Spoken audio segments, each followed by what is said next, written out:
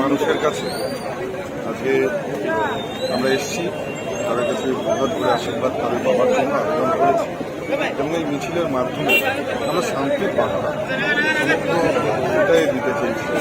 কারণ আপনারা জানেন দীর্ঘদিন ধরে সেটাই বাজারে একটা অশান্তির পরিবেশ, একটা বাতাবরণ রয়েছে।